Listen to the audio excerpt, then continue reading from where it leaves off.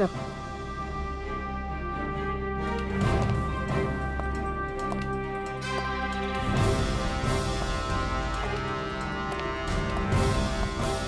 क्या हुआ? इतनी जल्दी में क्यों बुलाया? क्या है ये सब? ये सब क्या है? तुमने तो कहा था कि किसी को कुछ पता नहीं चलेगा। फिर हमारे बारे में ये लड़की सब कुछ कैसे जानती है? डोंट वरी बेबी, मैं सब संभाल लूंगा। मैं हूं ना। जैसे उस अमन को ठिकाना लगाया वैसे इस लड़की को भी ठिकाना लगा दूंगा। तुम टेंशन मत लो, ओके?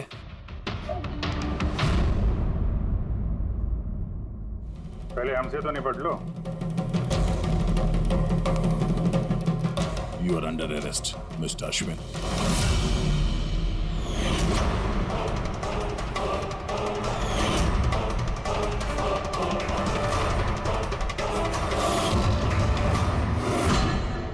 अश्विन के पास तो वजह थी।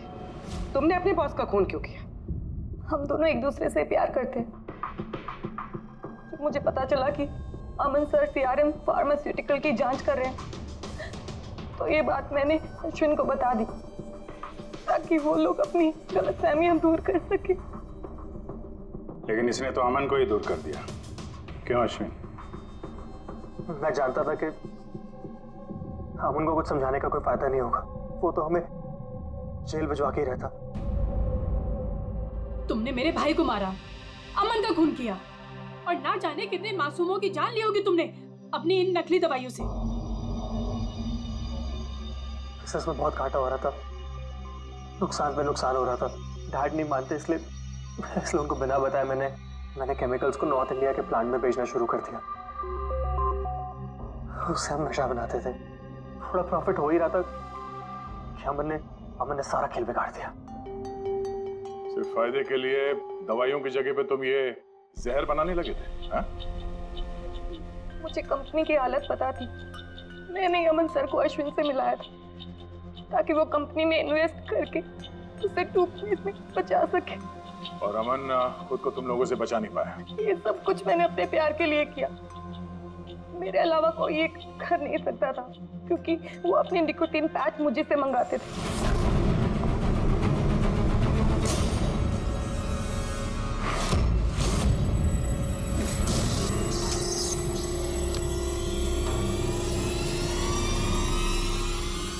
उसके अगले दिन जब हम अमन के घर पर गए। अरे आप लोग आप ही गए? पर अमन तो सो रहे हैं। अगर कुछ इम्पोर्टेंट काम है तो मैं जगा देती हूँ। नहीं कोई बात नहीं, हम इंतजार करेंगे। ओके, मैं अभी आती हूँ।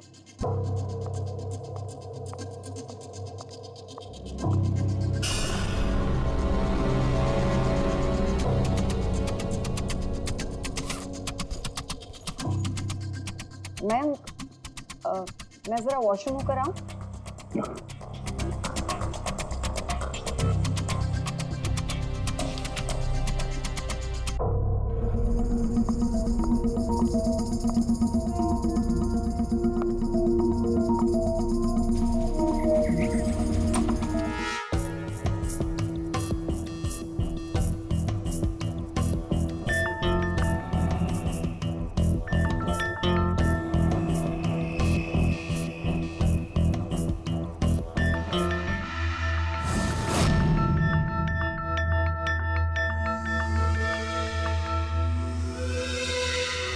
और वो दौरा उसकी कमजोर हड्डियों के लिए जानलेवा बन गया। और तुम चीफ टेक्नोलॉजी ऑफिसर, तुमने रिमोट कंट्रोल से अमन के कार के कंप्यूटर को हैक कर दिया और उसका एक्सीडेंट करवाया। कमाल का दिमाग पाया तुम लोगों ने, कमाल का दिमाग। काश यही दिमाग किसी अच्छे कामों में इस्तेमाल करते तो देश का भला हो जाता, समाज का भला हो जाता। पर नहीं, तुम्हारे इस टेढ़े दिमाग ने दो मासूम लोगों की जानें ली और पता नहीं कितने सैकड़ों लोगों की मौतें हुई तुम्हारी इस गलत दवाइयों की वजह से। तुम्हें तो कड़ी से कड़ी सजा होगी, शायद फांसी होगी तुम्हें।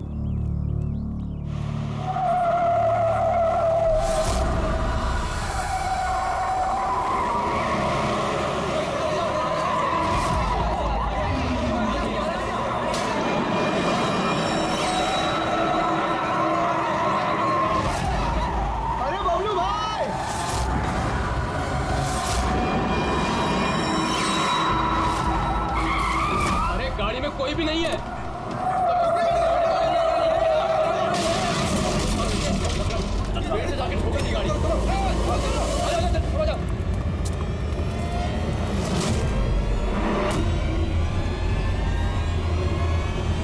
अरे बबलू भाई अंदर तो देखो, ड्राइवर नहीं है, गाड़ी अपने आप कैसे चल रही थी?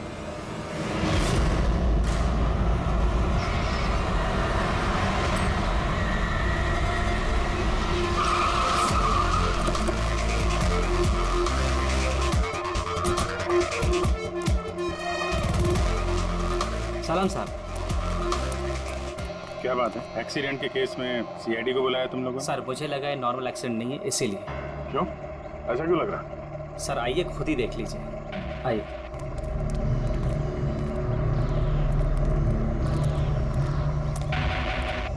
सर दरवाजा खुल नहीं रहा था, बड़ी मुश्किल से हमने खोला इसे।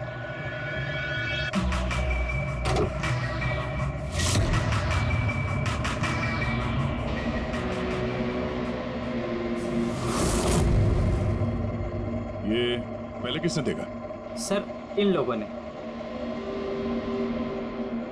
मैं देखता हूँ। किसने देखा था पहले? क्या हुआ था? सर ऐसा पहले कभी देखा ही नहीं, गाड़ी में ड्राइवर नहीं था सर। गाड़ी में ड्राइवर नहीं था, गाड़ी अपने आप चल रही थी। अरे यार साफ साफ बताओ भाई। हाँ सर, गाड़ी में ड्राइवर नहीं दिखाई दिया और गाड़ी जाके सीधे पेड़ से टकरा गई। अरे क्या बात कर रहे हो? गाड़ी के अंदर ड्राइवर है, मना पड़ा है। नहीं सर, सच में गाड़ी में ड्राइवर नहीं था, नहीं तो ये गाड़ी मेरी भी गाड़ी को टकराते हुए बच गई। लाश की हालत से तो लगता है कि गाड़ी काफी स्पीड पे थी। सर गाड़ी बहुत स्लो थी, लेकिन इतनी स्लो में कोई मर कैसे सकता है? गाड़ी भी ऑटोमेटिक है, हर चीज ऑटोमेटिक है, सेफ्टी डिवाइस भी ठीक है।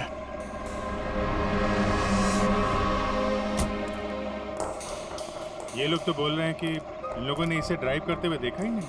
अच्छा, तो हो सकता है ये ड्राइवर पहले से घायल हो, जिसकी वजह से ये ड्राइविंग सीट से फिसल के स्टीयरिंग के नीचे जो जगह वहां पे सरक गया और उसके बाद ही एक्सीडेंट हुआ हो। शायद इसीलिए नहीं दिखा होगा। कुछ पता चला कौन है? कुछ आईडी वगैरह? अरे हाँ, इसका नाम अमन है और उसका ये मोबाइल है पूरी तरह से टूट गया। और एक बात अभिजीत, ये गाड़ी ऑटोमेटिक है, ये देखो इंजन अभी भी ऑन है, ऑफ नहीं हो रहा है। हो सकता है जब ये एक्सीडेंट हुआ हो उसकी वजह से जो इम्पैक्ट हुआ उससे ये कार का कंप्यूटर क्रैश हुआ।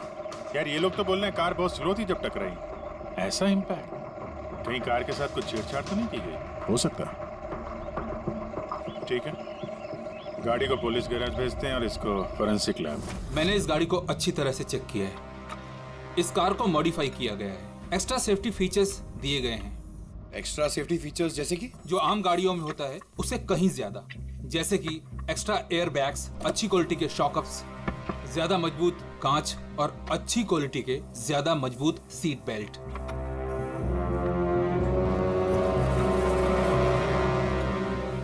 ये देखो, निकोटीन पैच। Nicotine patch? ये तो सिगरेट छोड़ने के काम में आता है ना? हम गाड़ी के सिस्टम को कंप्यूटर से लिंक कर सकते हैं? जी हाँ मैडम, एक मिनट।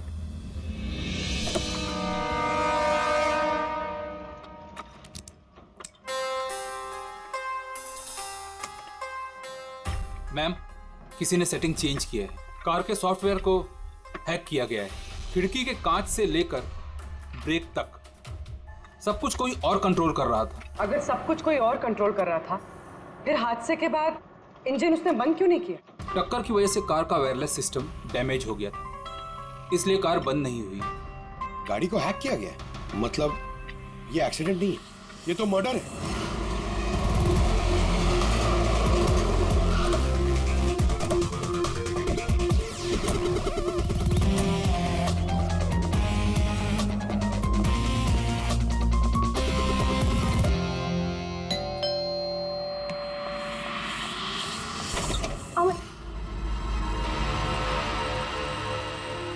आप लोग?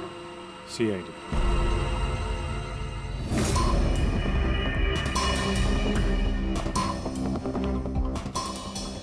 अरे इस आदमी पर कोई टैंकर चढ़ गया था क्या? सारी की सारी हड्डियां टूट गई। कोई टैंकर वैंकर नहीं चढ़ा था इसके ऊपर साउंड के। एक छोटा सा एक्सीडेंट हुआ था यार। छोटा सा? और वो भी किसी ने करवाया था। आपके पति अमन का एक्सीडेंट हुआ है और वो नहीं रहे।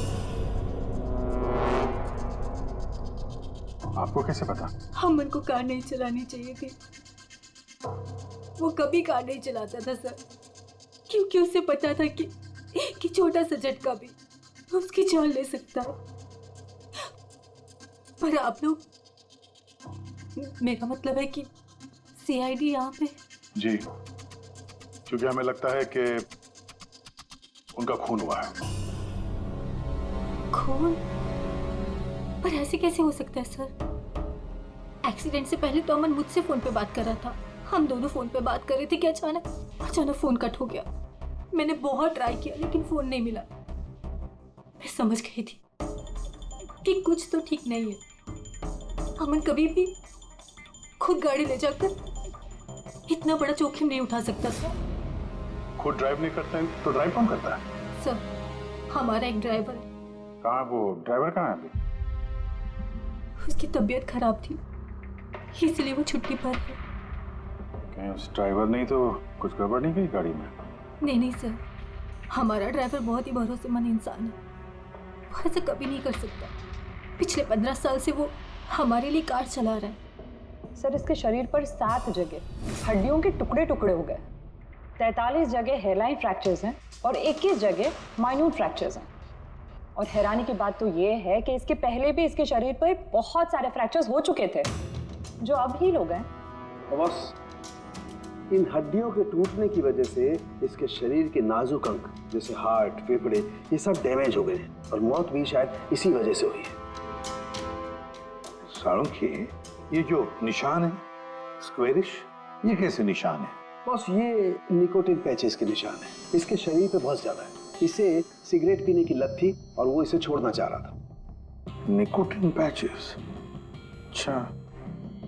और फिर यार अभी तारिका ने बताया कि इसके शरीर पर पुराने फ्रैक्चर्स के निशान भी हैं, बहुत सारे। ये पुराने फ्रैक्चर्स का क्या मतलब हो सकता है? अमन को ड्राइविंग तो आती थी ना? हाँ सर। तो फिर जोखिम किस बात का? अमन मेरे या आपकी तरह नहीं था सर। छोटे से छोटा झटका भी उसकी जान ले सकता था। ड्राइविंग की वजह से उसकी जान को खतरा था, इसलिए हमने कार में भी काफी मॉडिफिकेशंस करवाई थी और ड्राइवर को भी कहा था कि कार आराम से चलाए। छोटा झटका भी उसकी जान ले सकता था? क्या मतलब? क्या कुछ था उसको? कोई प्रॉब्लम थी? सर, अमन का शरीर कमजोर था, नाजुक था। यार तू क्या कर रहा है साळुंखे? अरे तू ये ऑस्टियोजेनेसिस इम्परफेक्ट है। ऑस्टियोजेनेसिस इम्परफेक्ट मतलब ब्रिटल बोन डिजीज? एग्जैक्टली, भंगुर अस्थि रोग। मतलब इसकी हड्डियां भंगुर हैं। और इसीलिए बॉस, इसकी हड्डियों को अगर जरा सा भी झटका लगे तो चकनाचूर हो सकती है। 25 से ज्यादा बार उसके फ्रैक्चर्स हो चुके थे। हमेशा खतरा रहता था उस पे। मुझसे जितना हो सके मैं उसकी सुरक्षा का ख्याल रखती थी ताकि उसे कोई झटका ना लगे। घर में, कार में हमेशा उसकी सुरक्षा का ध्यान रखती थी। यहाँ तक कि जब अमन को पता चला कि सिगरेट पीने से हड्डियाँ कमजोर होती है तो अमन ने पूरी कोशिश की सिगरेट छोड़ने की। तभी इतने मामूली एक्सीडेंट से भी ये हाल हो गया था शरीर का। लेकिन वो अचानक गाड़ी लेके कहाँ गया था? सर, मुझे नहीं पता, लेकिन जब वो अकेला गाड़ी लेकर चला गया तो मुझे उसकी बहुत चिंता हुई और मैंने अमन को फोन किया। हेलो अमन। या बेबी बोलो। अच्छा, तो तुम खुद ड्राइव कर रहे हो। तुम्हें पता है ना तुम्हारा ड्राइव करना कितना ज्यादा खतरनाक है, लेकिन तुम मेरी बात सुनते तक नहीं। वैसे ऐसा कौन सा जरूरी काम था जिसके लिए तुम खुद गाड़ी लेकर निकल गए? ड्राइवर तक का वेट नहीं किया गया तुमसे?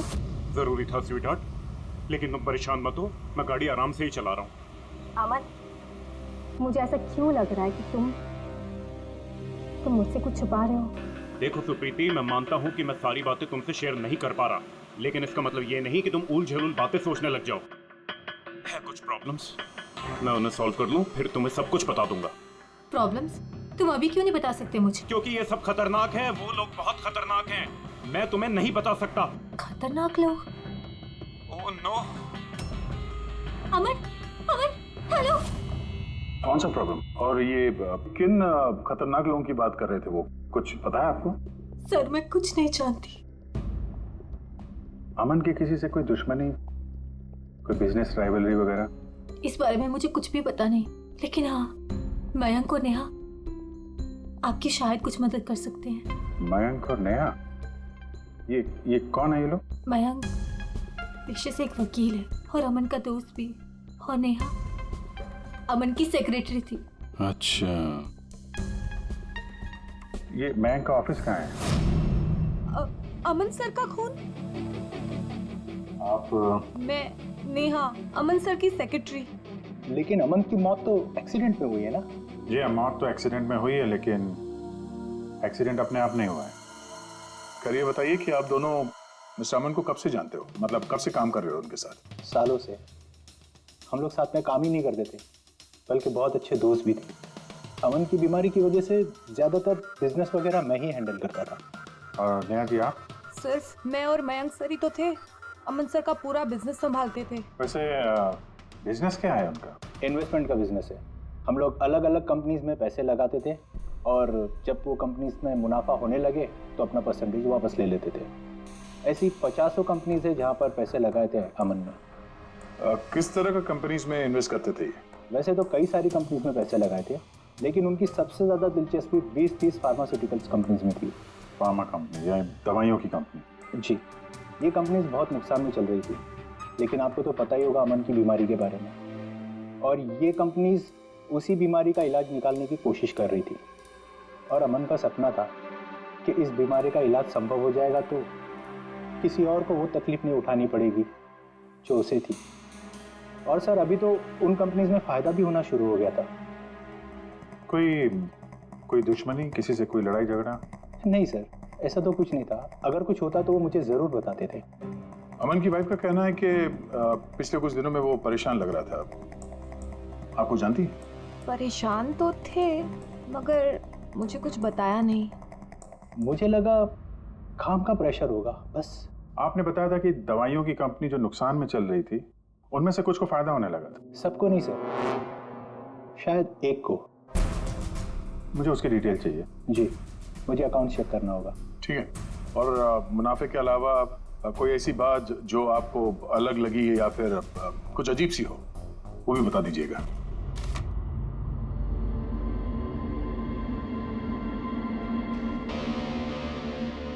ये जादव है सर, अमन का ड्राइवर।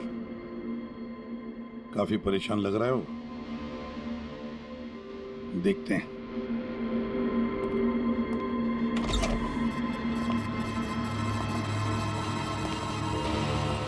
जादव?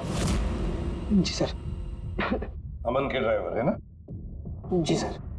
क्यों छुट्टी पर क्यों गए थे तुम? साहब बीमार हूँ और अमन सर ने मुझे खुद छुट्टी दिया था।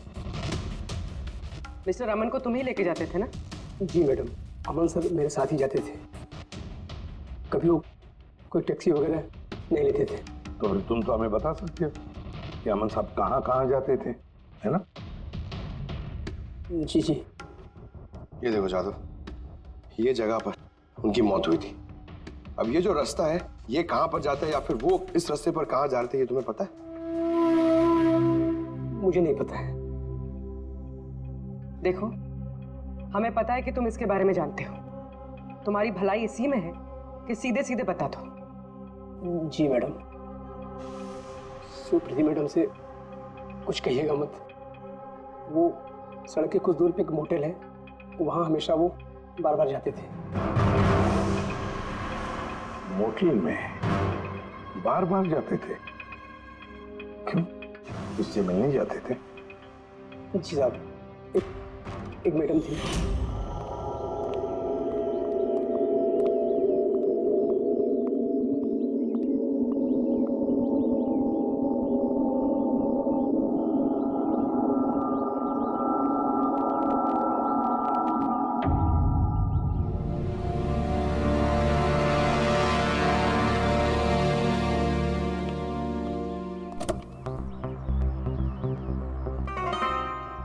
सुन जादव, ये जो कुछ भी तुमने देखा इस बारे में किसी से कुछ मत कहना, सुप्रीति भाभी से भी नहीं, समझे? Okay? Ji sir.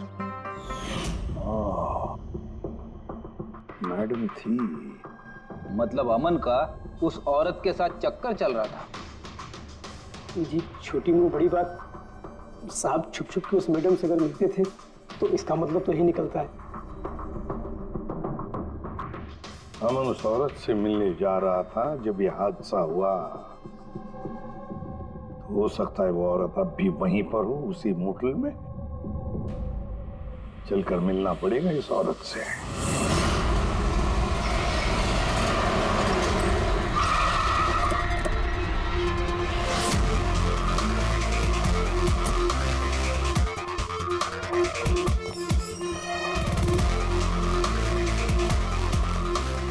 Excuse me. Yes madam, how can I help you? हम किसी से मिलने आए हैं। लेकिन आप लोग हैं कौन और किससे मिलना है आप लोगों को? हम लोग सीआईडी से। ये आदमी, ये आपके मोटेल में आता जाता रहता है? हाँ मैडम। किससे मिलने आता है? हमारे होटल के रूम नंबर 305 में एक मैडम रुकी हुई है, रूही। वो उनसे अक्सर मिलने आता रहता है। 305? यस सर, वो अभी चेकआउट करने वाली है। ये रूही हाथ से निकलनी नहीं चाहिए। कहाँ से जाना है? सर यहाँ से लेफ्ट। पंकज, स्टेयरकेस से जाओ, हम दोनों लिफ्ट से जाते हैं।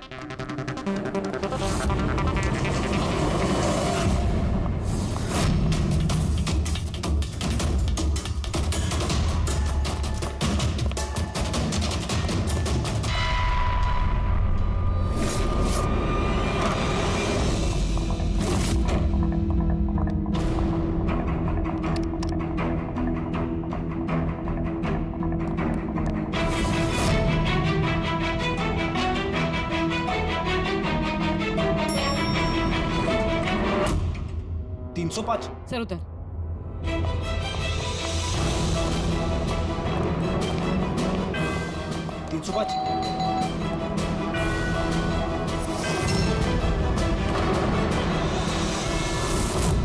रूही? नो। ए, रुको।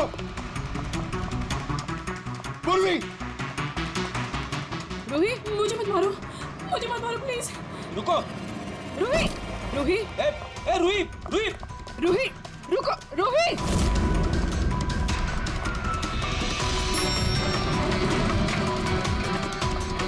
ए रुक जा। रूही, रुको। ए रुक जा। रूही, मार दो मुझे, लेकिन तुम लोग भी बच नहीं पाओगे। तुम लोगों का सच सबके सामने आ ही जाएगा। सच? कौन सा सच? मैं सब जान चुकी हूँ तुम लोगों के बारे में, सब जान चुकी हूँ। क्या बोल रही हो तुम? तुम्हें ऐसा क्यों लगता है कि हम तुम्हें मारेंगे? आओ। कौन सा सच? रूही, हम सीआईडी से। सीआईडी? चलो मान लिया रूही कि तुमने कुछ नहीं किया, लेकिन अगर तुमने कुछ नहीं किया तो वहां से भागी क्यों? तो मुझे लगा कि ये लोग मुझे मारने आए हैं। इसका मतलब कोई है जो तुम्हें मारना चाहता है? जी, वही लोग जिन्हें हम एक्सपोज करने वाले थे। उनके खिलाफ हमारे पास सारे सबूत थे। कौन लोग और कैसे सबूत? हाँ, बताओ।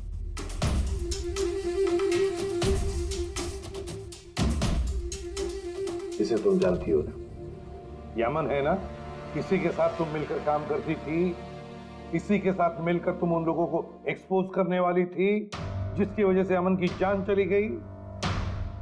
देखो रूही, अब शायद तुम्हारा नंबर है, वो लोग तुम्हें मारेंगे। सर मैं मरना नहीं चाहती, मैं मरना नहीं चाहती सर। तो फिर बताओ जल्दी, कौन लोग हैं वो? उनका राज छुपाने से वो तुम्हें छोड़ेंगे नहीं। सर,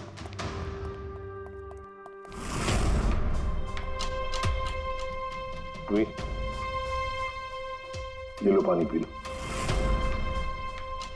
पियो। और मैंने जो कहा ठंडे दिमाग से सोचो, अपने बारे में सोचना जरूर। मैं आता हूं।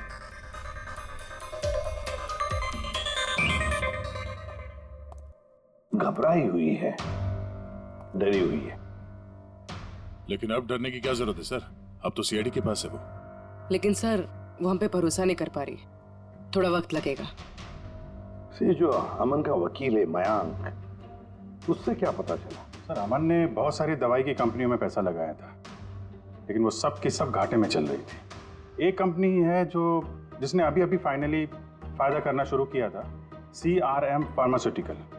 और सर ताजुब की बात यह है कि अमन ने पिछले हफ्ते ही इस कंपनी के साथ जितने भी डीलिंग्स है वो सब तोड़ दिए, और मयंक भी इस बात से काफी हैरान था। वही तो समझ में नहीं आ रहा है कि इस अमन ने जब ये कंपनी लॉस में जा रही थी तब उसके साथ तो डील नहीं तोड़ा, और जब ये कंपनी प्रॉफिट कर रही है तब डील तोड़ने जा रहा है। और सर वो मयंक से कभी कोई बात छुपाता नहीं था, उसने ये बात मयंक को बताई भी नहीं।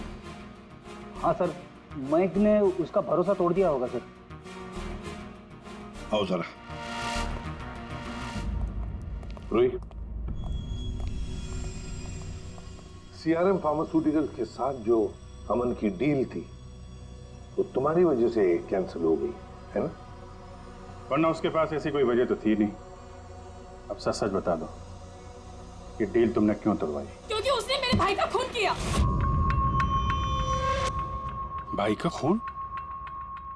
सर, मैं जिस शहर से आई हूँ उस शहर में बहुत पोल्यूशन है।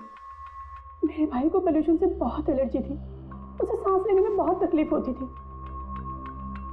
वो तो सिर्फ दवाइयों पर ही जिंदा था। एक मिनट, और वो दवाइयाँ थी CRM फार्मास्यूटिकल कंपनी की, हैं? जी सर, और सबकी सब नकली थी। मेरे भाई के ऊपर कोई असर ही नहीं कर रही थी, और ये बात हमें बहुत लेट पता चली और मेरे भाई की जान चली गई। तुम्हें कैसे पता चला कि वो दवाई नकली थी? सर, मैं खुद एक प्राइवेट कंपनी में केमिस्ट हूँ। जब ये दवाइयाँ मेरे भाई पर असर ही नहीं कर रही थी तो मुझे शक हुआ कि क्या बात हो सकती है। तो मैंने उन दवाइयों को खुद से टेस्ट किया और मेरा शक बिल्कुल सही निकला। सारी दवाइयाँ नकली थी। नकली थी मतलब? सर, हर एक दवाई एक खास केमिकल से बनती है, और जिस दवाई की मेरे भाई को जरूरत थी वो केमिकल तो उस दवाई में था ही नहीं, जिसकी वजह से वो दवा उस पर असर भी नहीं कर रही थी। और अमन इस कंपनी में एक इन्वेस्टर था। जी सर, इसलिए मैं उससे मिलने भी गई थी, लेकिन वहां जाके पता चला कि इसमें तो उसका हाथ है ही नहीं, और उसने मुझसे प्रॉमिस किया कि वो मेरी इसमें मदद करेगा। अरे सर, आप यहाँ कैसे? कोई काम था क्या? हाँ, ये मेरी असिस्टेंट रूही है।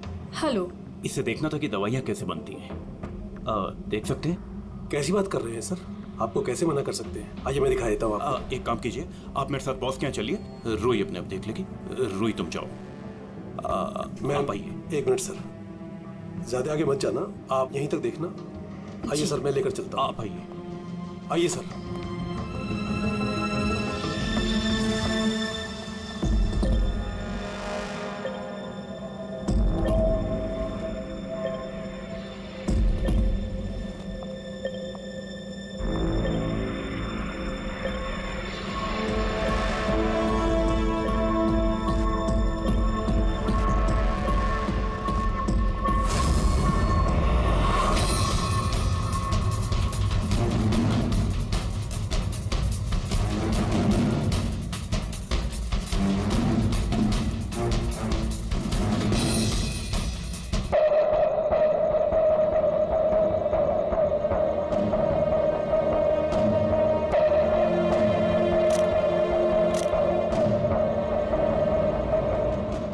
केमिकल है, लेकिन ये लोग यहाँ से बाहर क्यों लेके जा रहे हैं? और हमने सारे सबूत जुटा लिए थे और सारे सैंपल्स भी टेस्ट किए थे।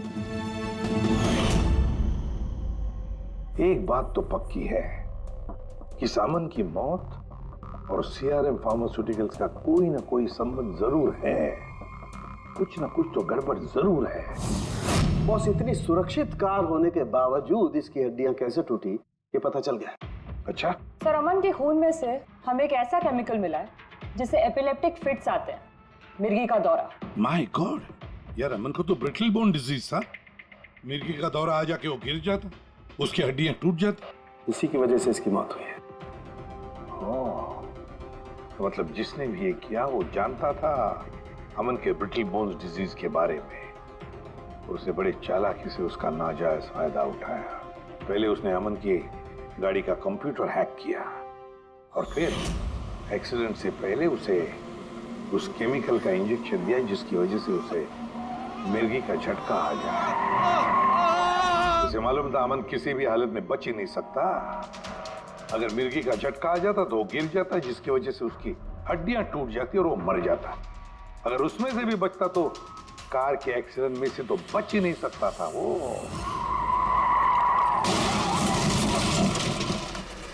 समझ कि मिर्गी का दौरा पड़ने वाला जो ड्रग है कितनी देर बाद असर करता है? बस कुछ घंटे तो लगते हैं। मतलब ये ड्रग अमन को एक्सीडेंट से कुछ घंटे पहले ही दिया गया था। सर कहीं ऐसा तो नहीं कि किसी ने इसे नींद में इंजेक्शन दे दिया हो सकता है। बस एक काम करते हैं, इस अमन की बॉडी को फिर से एक बार अच्छी तरह से चेक करते हैं, देखते हैं कहीं कोई इंजेक्शन का निशान तो नहीं है। तारिका? Yes sir. अच्छा साहब की सीआरएम कंपनी की नकली दवा के बारे में क्या पता चला? बॉस उन नकली दवाइयों में एम्फेड्रिन नहीं है। ओह, मतलब रूही सही कह रही थी। सर ये कुछ केमिकल्स की लिस्ट है जो सीआरएम कंपनी ने पिछले महीने मंगाई थी। माय गॉड बॉस, इसमें तो वो केमिकल सबसे ज्यादा मात्रा में जो सीआरएम की दवाई में होना चाहिए था, 500 गैलन। 500 गैलन तो बहुत बड़ी गड़बड़ है, बहुत ही बड़ी गड़बड़ है। पंकज, अभिजीत और दया से कहो कि सीआरएम कंपनी में जाओ और वहां से मुझे फोन करें। और फ्रेडी, तुम और पूर्वी अमन के घर जाओ और पता लगाओ एक्सीडेंट के दिन अमन से कौन कौन मिलने आया था। इंजेक्शन? सर अमन तो इंजेक्शन से बहुत डरता था। ऐसा हो ही नहीं सकता कि वो खुद को इंजेक्शन लगा ले। अपने आप नहीं लगवाया होगा तो किसी डॉक्टर से लगवाया होगा। नहीं सर, अमन तो इंजेक्शन के नाम से कोसों दूर भागता था और उसकी हेल्थ बिल्कुल ठीक थी। अगर कोई भी प्रॉब्लम होती तो वो कम से कम मुझे बताता। किसी और से नहीं लगवाया, खुद नहीं लगाया, तो फिर वो केमिकल उसके खून में पहुंचा कैसे? अच्छा बता सकती है, घर से निकलने से पहले अमन किस किस से मिला? मयंक और नेहा आई थी उससे मिलने। और हाँ मैम, एक आदमी आया था अचानक से, जसवंत। जसवंत? ये जसवंत कौन है? जी जसवंत सीआरएम कंपनी का सीईओ है और अमन ने उसकी कंपनी में पैसे इन्वेस्ट किए थे।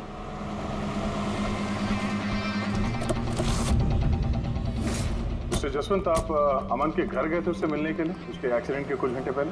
जी सर, मैं गया था लेकिन मिल नहीं पाया था। तो दरअसल उनकी वाइफ ने मुझे बताया कि वो सो रहे हैं, तो मैंने सोचा वो शायद मुझे अवॉइड करना चाहते होंगे, तो मैं वापस चला आया। पापा, अमन ने हमारे साथ बिजनेस डील कैंसिल की, फिर भी आप उससे मिलने गए थे? जी बेटा, क्योंकि मैं उनको वापस लाना चाहता था सर, वो हमारी नई यूनिट के लिए बहुत जरूरी था। तो जसवंत जी, जब आप अमन से मिलने उसके घर गए तो वाइफ सुप्रीति के अलावा वहां कोई और भी था? मैं जब गया तब तो वहां कोई नहीं था, लेकिन हाँ जब मैं वहां से निकला तो उनके लॉयर मिस्टर मयंक और सेक्रेटरी नेहा, वो दोनों जरूर उनके घर आए थे। अच्छा ठीक है, thank you very much. Boss ये देखो, ये निकोटिन पैच का हिस्सा, और यहाँ पर देखो ये इंजेक्शन का निशान। खूनी ने यहीं से वो मिर्गी के दौरे वाला इंजेक्शन इसे दिया है। इसका ये हिस्सा सुन्न करके, हाँ, और वो इस पैच के जरिए। इसे इमला पैच कहते हैं। इमला पैच?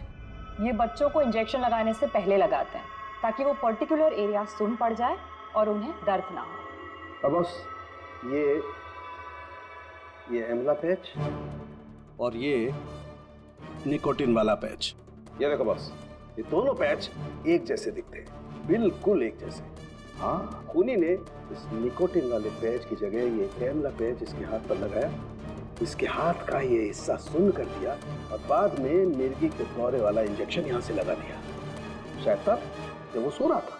हाँ सर, ये कर कौन सकता? जसवंत तो एक हफ्ते से अमन को मिला भी नहीं। तो फिर सर वो मयंक या फिर नेहा, वो तो नहीं। पंकज, ये खेल कौन खेल रहा है तो हम पता लगा ही लेंगे। अब हम भी एक खेल खेलेंगे, एक ऐसा खेल जिसमें जीत सिर्फ हमारी ही होगी, हमारी जीत।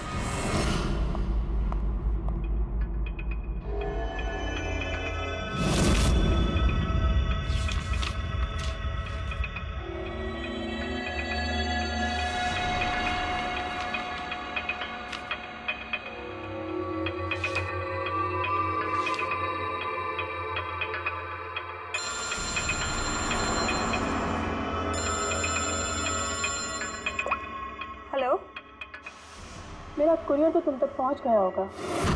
कौन है तुम? और ये सब मुझे क्यों भेजा है? तुम लोगों ने अमन को तो मार डाला, लेकिन तुम लोग मुझ तक नहीं पहुंच सकते। अगर तुम लोग चाहते हो कि मैं अपना मुंह बंद रखूं, तो मुझे 5 करोड़ रुपए देने होंगे। ये क्या बकवास कर रही हो? मुझे इन सब के बारे में कुछ नहीं पता। वो तो जब ये सबूत पुलिस तक पहुंच जाएंगे तो तुम्हें खुद ब खुद पता चल जाएगा कि मैं क्या कह रही हूँ और क्या बोल रही हूँ। देखो देखो देखो, मैं कुछ इंतजाम करता हूँ, मुझे थोड़ा सा टाइम दे दो। ठीक है, तुम्हें 2 दिन का वक्त मिलता है, मैं फिर कॉल करूँगी।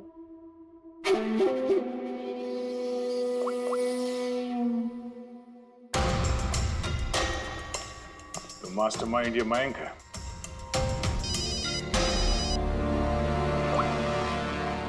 Hello Abhijit sir. सर मैं मयंक बोल रहा हूँ। सर मुझे एक कोरियर आया और एक लड़की का फ़ोन भी आया और उसने मुझसे 5 करोड़ रुपए मांगे, तो मैंने सोचा ये बात आपको बता दूँ। नहीं नहीं, बहुत अच्छा किया तुमने, मैं देखता हूँ। Thanks. Thank you so much. Mayank का फ़ोन था, उसने उस कुरियर रूही के बारे में बताया सर। और उसने ये भी कहा कि उसने जानबूझ के समय मांगा ताकि हम इस तक पहुँच सके। तो ये मयंक नहीं बल्कि कोई और ही है।